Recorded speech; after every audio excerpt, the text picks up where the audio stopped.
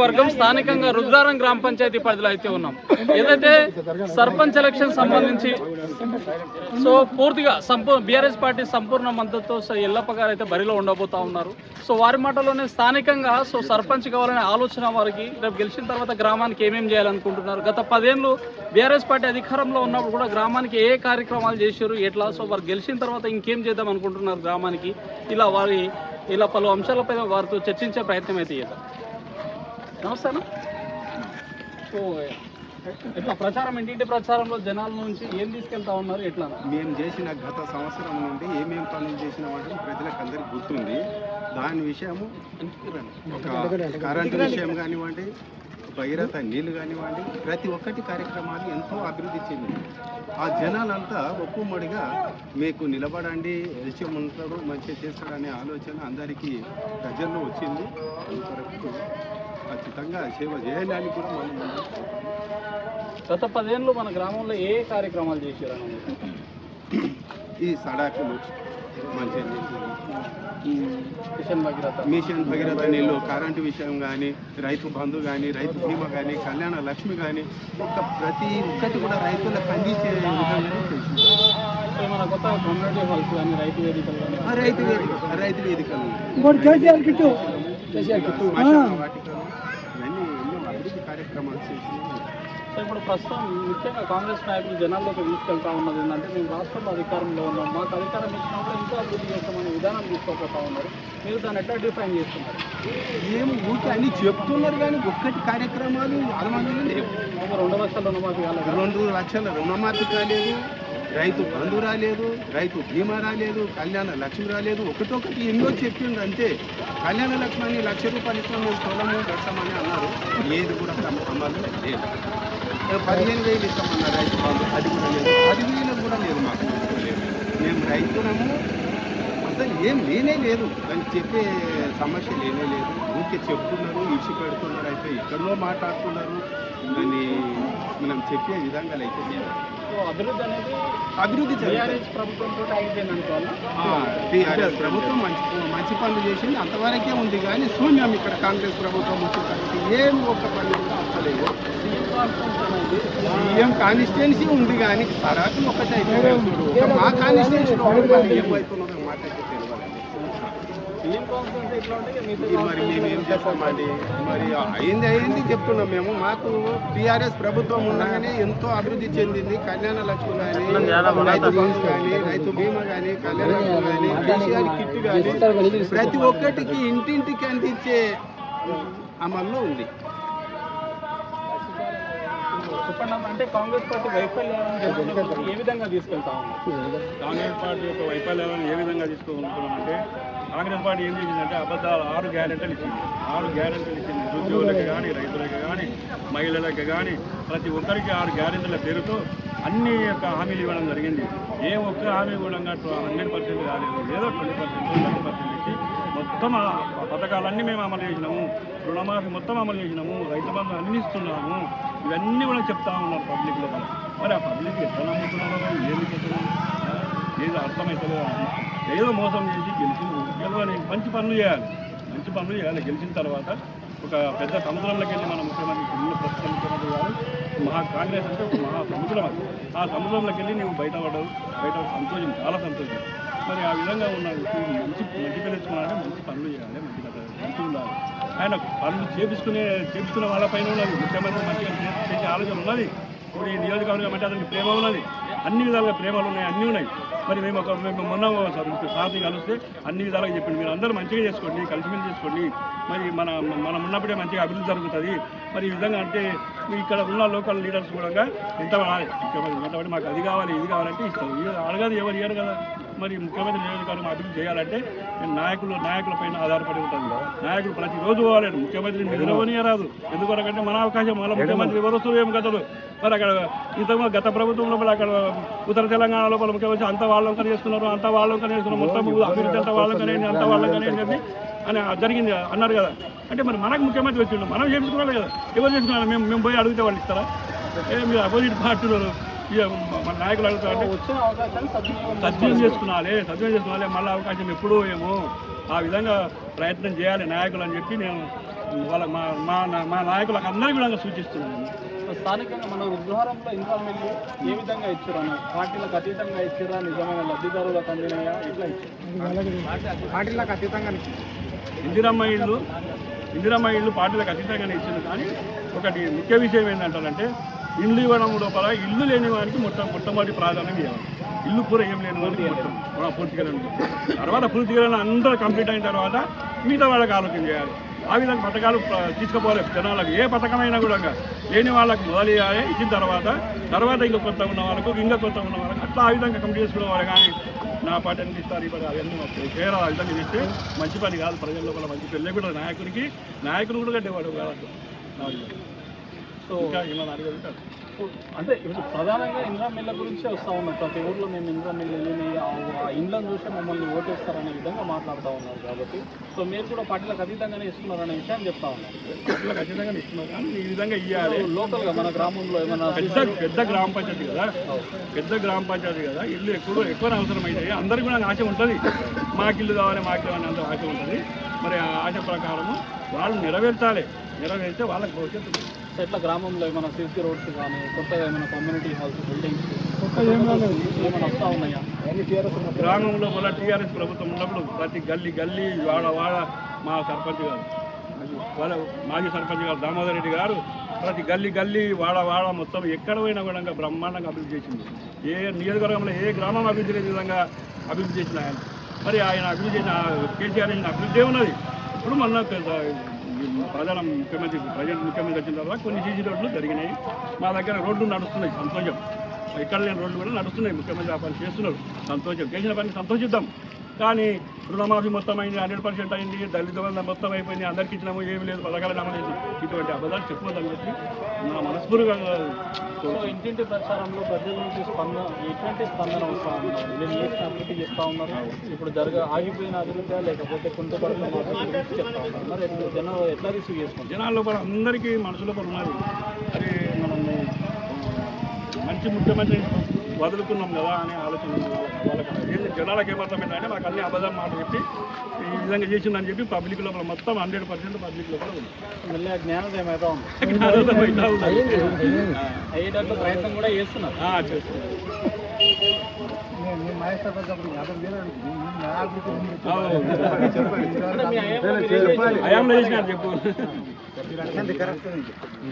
So చెప్పండి అన్న, మీరు గతంలో ఎక్స్ సర్పంచ్గా ఉన్నారు, తాజా మాజీ. సో ఎటువంటి అభివృద్ధి కార్యక్రమాలు మీరు చేసా ఉన్నారు మీ ఆధ్వర్యంలో? నేను ప్రథమసారి 2013లో ప్రథమ సర్పంచ్ అయినా. ఆ రోజు గంప గుర్తుతోటి నాకు గంపెడి సమస్యలతోటి నాకు గంప గుర్తు ఆ ప్రజల సహకారంతో మన స్థానిక నాయకులతో సహకారంతో కేసీఆర్ గారి ప్రభుత్వం యొక్క ఆధ్వర్యంలో మన మంత్రి మహేందర్ రెడ్డి గారి ఆధ్వర్యంలో తర్వాత మంచి ఈ గ్రామం ఎందుకంటే అప్పుడు మా నడవలేని పరిస్థితి ఉండేది గ్రామం. ఎందుకంటే రేగడి భూమి మా ఏరియా, ఇది చెలక ప్రాంతం కాదు. దీనికి ఒక వర్షాకాలం వచ్చిందంటే జారి రోడ్ల పరిస్థితి అనేది అటువంటి పరిస్థితుల్లో ఉన్నటువంటి గ్రామాన్ని సీసీ రోడ్లు మాత్రం ప్రజల సహకారంతో, మా వార్డు మెంబర్ల సహకారంతో, తర్వాత ప్రభుత్వ సహకారంతో సీసీ రోడ్లు గల్లీలకు కూడా ఇవ్వడం జరిగింది. ఇంచుమించు నేను చెప్పిందే కాదు, ప్రజలు కూడా ఆ విషయాన్ని అయితే రెండవ దఫా మా కుటుంబంలో మా వదినమ్మ గారి సర్పంచ్ అట్లా మాకు 2 టర్ము అధికారం కట్టబడింది. అయితే ఈ రెండు పర్యాయాల్లో ఒకటి గ్రామాన్ని ఈ దశకు మీరు కూడా, ఎందుకంటే గ్రామాన్ని మీరు చూడొచ్చు, ఎందుకంటే మేము చెప్పడమే కాదు మీరు కూడా గ్రామంలో తిరిగి చూడొచ్చు ఈ గ్రామం అభివృద్ధి అయిందా కాలేదా అనేది మీరు చూడొచ్చు. అయితే ఈ ముఖ్యంగా ఇప్పుడు ఇంతకుముందు మా మిత్రుడు చెప్పినట్టు కాంగ్రెస్ పార్టీ వివిధ రకరకాలుగా హామీలు ఇచ్చి, సాధ్యం కాని హామీలు ఇచ్చి, కేసీఆర్ గారు ఎన్నో ఇచ్చిన సంక్షేమ పథకాలు అంటే కేసీఆర్ గారి దగ్గర ఒక్క మాట చెప్పాలని చెప్పుకుంటూ చాలా సమయం అవుతుంది. కేసీఆర్ గారి యొక్క ఆలోచన ఏంటంటే వాళ్ళ మొదలు కార్యక్రమం వివాహ స్టార్ట్ కళ్యాణ లక్ష్మి కలిసి స్టార్ట్ చేసి ఆమె గర్భవతి అయితే మళ్ళీ కేసీఆర్ కిట్ అనే ఆ కార్యక్రమం పెట్టి తర్వాత బాలింతలకు ఆడపిల్ల పుడితే మగపిల్లాడు పుడితే ఇద్దరికి సమానంగా కాకుండా కొద్దిగా అమౌంట్ మరి ఇవన్నీ కార్యక్రమాలు తర్వాత ఎన్నో రకరకాల ప్రతి కుటుంబం లోపల, ఎందుకంటే బడుగు బలైన వర్గాల వారికి ఒక కళ్యాణ లక్ష్మి అనే పథకం పెడితే వాళ్ళకు 1 లక్ష రూపాయలు ఆడికెళ్ళి వదులుకుంటే ఇన్ని రకరకాలుగా సో పనులు మీ ప్రచారంలో ప్రజలు వీటిని ప్రస్తావిస్తున్నారా? మాకు అప్పుడు ఈ స్కీమ్ అందింది, మాకు అదైతే రైతు బీమా అందింది, రైతు బంధు అందింది, ఈ స్కీమ్స్ అన్ని మళ్ళీ మీకు మనం గుర్తు చేసే ప్రయత్నం చేస్తూ ఉన్నారా? సహాయం చేస్తూ ఉన్నారు. కాకపోతే వాళ్ళు మేము చెప్పడం కంటే ముందు వాళ్ళే అంటారు రైతు బంధు ఆగిపోయింది, రైతు బంధు ఆగిపోయింది, రైతు బీమా ఆగిపోయింది, కళ్యాణ లక్ష్మి సరిగ్గా వస్తలేవు అని చెప్తా ఉన్నారు. దానికంటే ముందు మేము కూడా గత మొన్న ఈ పర్యాయంలో కూడా స్థానిక ముఖ్యమంత్రి మన తాలూకా ఎమ్మెల్యే కావున ఆయన దృష్టిలో పెట్టుకొని ఒక కార్యక్రమం చేపట్టింది ఈ గ్రామంకి. ఈ గ్రామంలో ఏంటంటే ఏకగ్రీవంగా చేస్తే ఏకగ్రీవంగా అయితే మరి మనకి పెద్ద గ్రామం ఉంది, చుట్టుపక్కల 10 గ్రామాలు ఉన్నాయి. ఇక్కడ మీరు చూస్తున్నారు సంత ఈరోజు ఎంత మంచిగా బ్రహ్మాండంగా జరుగుతుంది, సంత జరుగుతుంది. ఒక బ్యాంకు ఉంది ఈ గ్రామంలో. మరి ఇవన్నిటి దృష్టిలో పెట్టుకొని ఈ గ్రామాన్ని మండలంగా ప్రకటిస్తే, ఎందుకంటే గత 10 సంవత్సరాల నుంచి పోరాడుతూ ఉన్నాం మాకు ఈ గ్రామం మండలం కావాలని.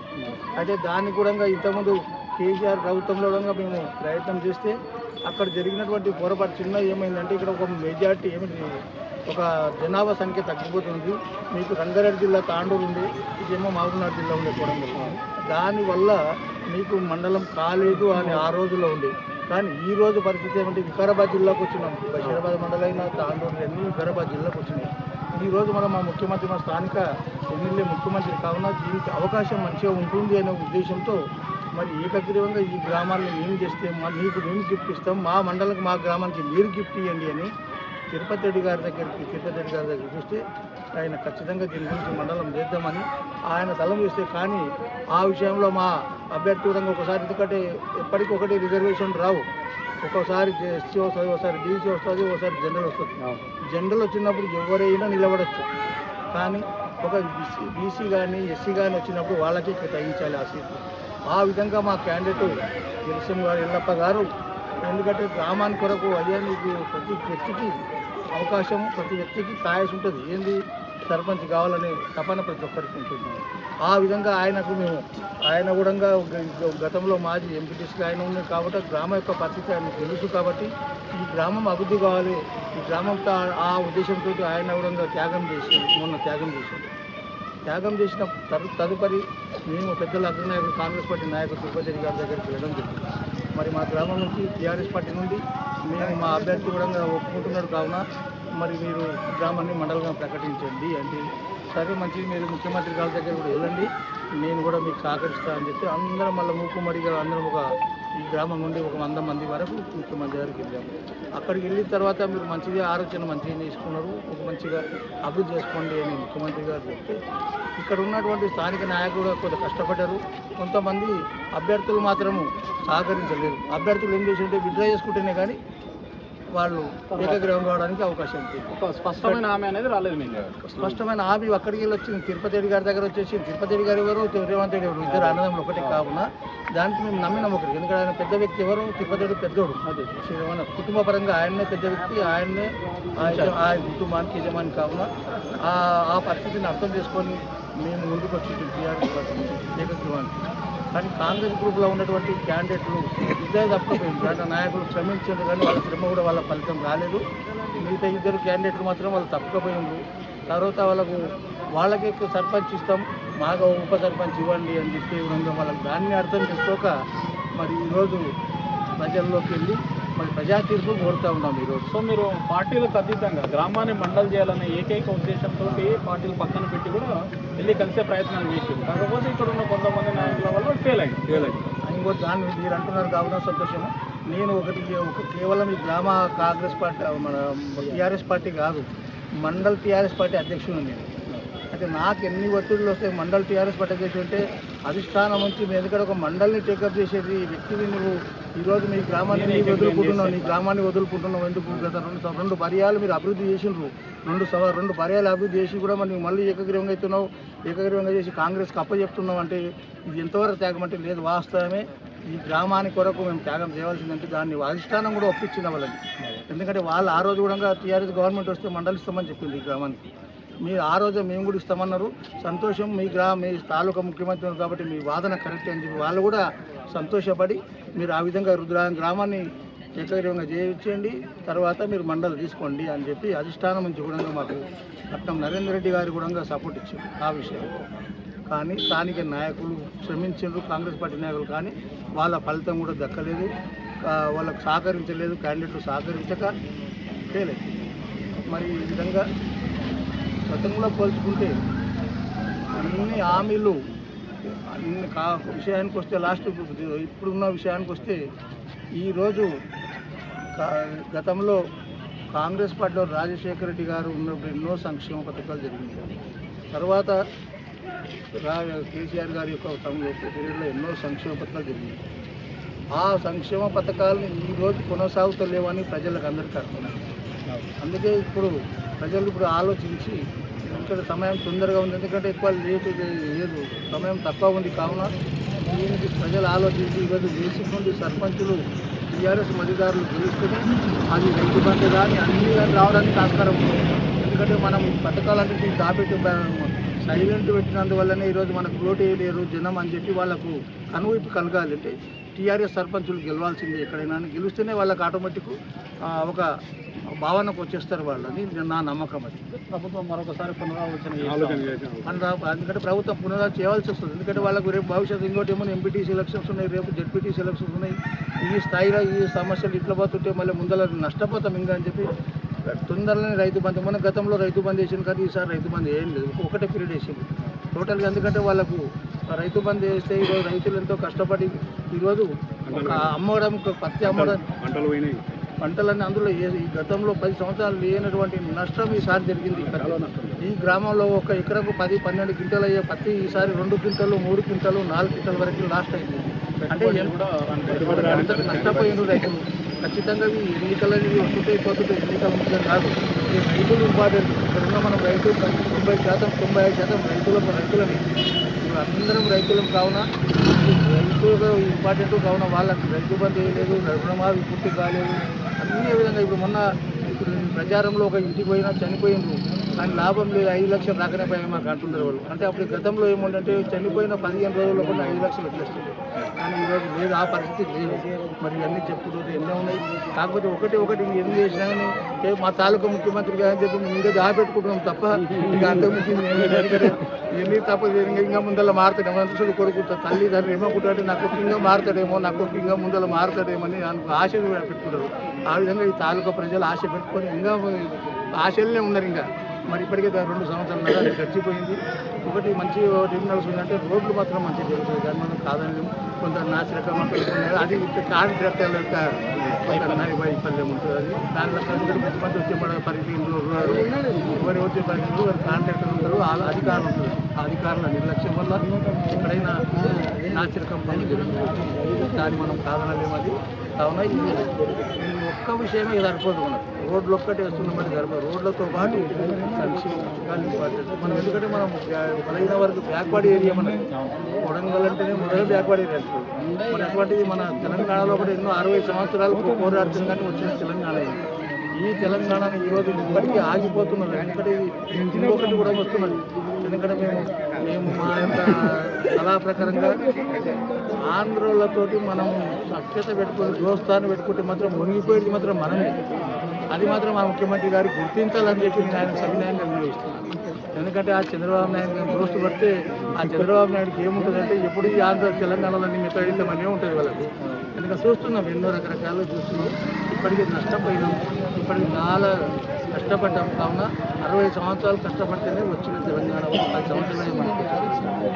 కాబట్టి మనం ఆలోచించుకుని గ్రామ ప్రాంతాలకు అందరూ వస్తే అన్ని వర్గాలకు చేసిన కేసీఆర్. ఒక మైనార్టీ, ముస్లిం, ఈరోజు హాస్టల్స్ అయినాయి, ఈరోజు స్కూల్స్ అయినాయి. ఒకప్పుడు ఏముండే గతంలో అంటే ఒక మదర్సాలు ఒకటే ఉంటుంది, కానీ ఈరోజు మదర్సాల స్థానంలో గురుకుల పాఠశాలలు ఎన్నో అయినాయి. అప్పుడు ఒక గురుకుల పాఠశాల అంటే ఎక్కడో రాజమండ్రికో, ఎక్కడో విశాఖపట్నమో, విజయవాడనో పోవాల్సింది ఆ రోజుల్లో. కానీ ఈరోజు ఒక మొత్తం ఇక్కడ పోతే తాలూకా 5-6 గురుకుల పాఠశాలలు ఉన్నాయి. మైనార్టీ కనండి, బీసీల కనండి, రకరకాల అన్నీ ఉన్నాయి.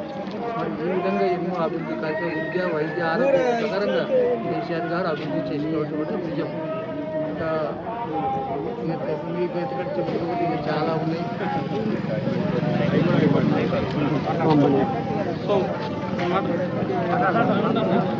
సో సో ఇది ఏదైతే స్థానికంగా సో మండల ప్రెసిడెంట్ దామోదర్ రెడ్డి గారు అదేవిధంగా బీఆర్ఎస్ పార్టీ సీనియర్ నాయకుల మాటలు స్థానికంగా గ్రామంలో గత 10 ఏళ్ల నుంచి సాధ్యమైనంత వరకు అభివృద్ధి కార్యక్రమాలు ముఖ్యంగా సో గల్లీకి వార్డుకు సీసీ రోడ్స్ చేసే ప్రయత్నాలు అయితే చేసినాం కాబట్టి ముఖ్యంగా రాష్ట్ర ప్రభుత్వం నుంచి వచ్చే రైతు బంధు కావచ్చు రైతు బీమా కావచ్చు మిగతా ప్రతి ఒక్క స్కీమ్ ప్రజల్లోకి తీసుకెళ్లే ప్రయత్నాలు జరిగినాయి. సో కాంగ్రెస్ ప్రభుత్వం వచ్చి కూడా 2 సంవత్సరాలు కావస్తా ఉన్నది, ఎక్కడ వేసిన గొంగడి అక్కడే ఉన్నదనే విధంగా కేవలం రోడ్లు తప్పించి పెద్ద మొత్తంలో సో ఇక చిన్న మైనర్ పనులు తప్పించి మేజర్ పనులు అనేవి ఎక్కడ జరగట్లేదని చెప్పేసి సో మా ప్రాంతం వ్యక్తి అంటే ముఖ్యంగా రుద్రారం గురించి మాట్లాడుకుంటే పార్టీలకు అతీతంగా పెట్టి కూడా మా గ్రామం అభివృద్ధి చెందాలి అనే ఒక మెయిన్ ఎజెండాతో ఇక్కడ ఒక బీఆర్ఎస్ పార్టీ మండల ప్రెసిడెంట్ ఉండి కూడా ఒక మేజర్ గ్రామ పంచాయతీ పెట్టుకొని కూడా 10 ఏళ్ళు రూలింగ్ చేసిన పార్టీ పక్కన పెట్టి మా గ్రామం మండలి కావాలనే ఉద్దేశంతో సంబంధిత అధికారులను కావచ్చు సీఎం గారిని కూడా కలిసే ప్రయత్నం చేశారంటే ఇది చాలా హర్షించదగిన విషయం. కాబట్టి ప్రతి ఒక్కరూ గ్రామాభివృద్ధి విషయంలో పార్టీలను పక్కన పెట్టి సో ఏదైతే డిసెంబర్ 11వ తారీఖు రోజు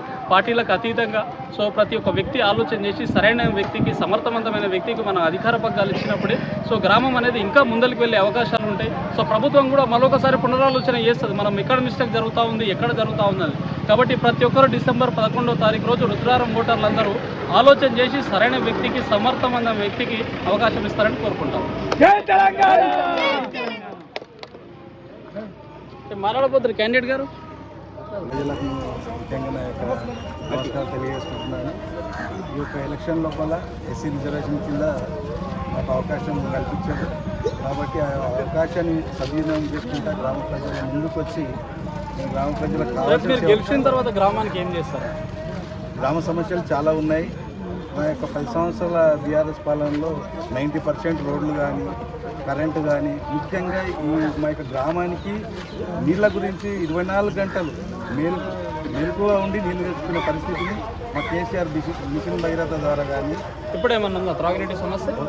ఇప్పుడైతే ప్రస్తుతానికి లేదు కాబట్టి కేసీఆర్ యొక్క ఆ మిషన్ భగీరథ స్కీమ్ ద్వారా సో లేదు కాబట్టి నెక్స్ట్ ఉన్న మెయిన్ గ్రామం లోపల సీసీ రోడ్లు ఉండి మా యొక్క 10 సంవత్సరాల పాలనలో అద్భుతంగా మేము ఇంతకుముందు కాంగ్రెస్ పార్టీలో ఉంటాం కాబట్టి మేమందరం మా గ్రామానికి ఏం కావాలని ఒక నిర్ణయంతో అందరం కలిసి ఈ ప్రస్తావన ఏమైతే వచ్చిందో మండల ప్రస్తావన అదే ప్రస్తావన ఇంతకుముందు తీసుకెళ్ళాము. అది సక్సెస్ కాలేదు. సక్సెస్ కాకపోయినా పర్లేదు, మరో నెక్స్ట్ టైం కూడా ఈ వచ్చిన అవకాశాన్ని కూడా నేను విరమించుకొని గ్రామ పెద్దల నిర్ణయాన్ని నేను స్వాగతించి ఈసారి కిరణ్ మాస్గా మనం చేద్దామని అని చెప్తే వారి మాటలకు నేను గౌరవించి నేను ముందుకెళ్ళడం జరిగింది. కిరణ్ మాస్గా నేను విత్డ్రా చేసుకోవడానికి కూడా అంగీకరించాను. కాబట్టి ఇదంతా గ్రామ ప్రజలు వారి యొక్క మంచి మీరు ఇంతకుముందు అన్నట్టు సమర్థవంతమైన నాయకుడిని ఎన్నుకుంటే గ్రామంలో ఇంకా మిగిలి ఉన్న పనులు ఏమవుతున్నా ముఖ్యంగా ఇప్పుడు వాటర్ సమస్య తీరింది. ఇంకొక సమస్య మొదలైంది. గ్రామం లోపల డ్రైనేజ్ సమస్య చాలా అధ్వానంగా ఉన్నాయి. ఉన్న సీసీ రోడ్లు వేసిన సీసీ రోడ్లు ఉన్న డ్రైనేజ్ సిస్టమ్ సరిగ్గా లేక అవి అధ్వానంగా మారిపోయినాయి. నెక్స్ట్ ఫ్యూచర్లో ఎవరు సర్పంచ్ అయినా కూడా ఈ డ్రైనేజ్ సిస్టాన్ని ఒక ముందుకు తీసుకెళ్ళాలని ఒక నాయకు కోరిక. ఇంకొకటి ఊర్లో కరెంటు లో వోల్టేజ్ కూడా కొన్ని ఏరియాలు ఉన్నాయి. అవి కూడా ఏమన్నా ఉంటే సరి చేస్తామని చెప్పేసి నేను మాటిస్తున్నాను.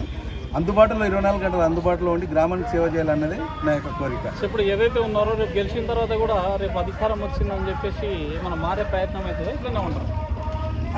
అధికారం వచ్చిందని మారడం అని అంటే ఇన్నర్మాస్గా ఖచ్చితంగా మేము నిర్ణయం తీసుకునే వాళ్ళము. కేసీఆర్ యొక్క కొట్లాడి తెచ్చుకున్న తెలంగాణ ఖచ్చితంగా కేసీఆర్ ఉన్నంత వరకు మేము ముందుకు వెళ్తాం. కేసీఆర్ ఏమంటే మేము ఉంటాం. సో రేపు డిసెంబర్ 11వ తారీఖు రోజు ఓటింగ్ జరగబోతా ఉంది రుద్రారంలో. మరి ఓటర్స్కు ఫైనల్గా ఏం చెప్పదలుచుకున్నారు? ఓటర్లకు అందరూ స్వచ్ఛందంగా వచ్చి తమ ఓటు హక్కును ఎవరి ప్రలోభాలకు లొంగకుండా ఇచ్చే మందుకు కానీ ఇచ్చే డబ్బులకు కానీ లొంగకుండా ఉన్న రూలింగ్లో ఉన్న గవర్నమెంట్ వాళ్ళు చేసే ఒత్తిళ్లకు లొంగకుండా స్వచ్ఛందంగా వచ్చి ఓటు వినియోగించుకొని నన్ను వీట గెలిపించగలిగితే గ్రామంలో ఉన్న మిగతా ఏమైతే పెండింగ్లో ఉన్న కార్యక్రమాలు చేయడానికి సమస్యలకు నేను ముందుండి నడిపిస్తానని చెప్పేసి మాటిస్తున్నాను. నాది ఉంగరం గుర్తు మీద ఓటేసి నన్ను మీ అమూల్యమైన ఓటేసి భారీ మీద చెప్తాను గెలిపి. జై తెలంగాణ.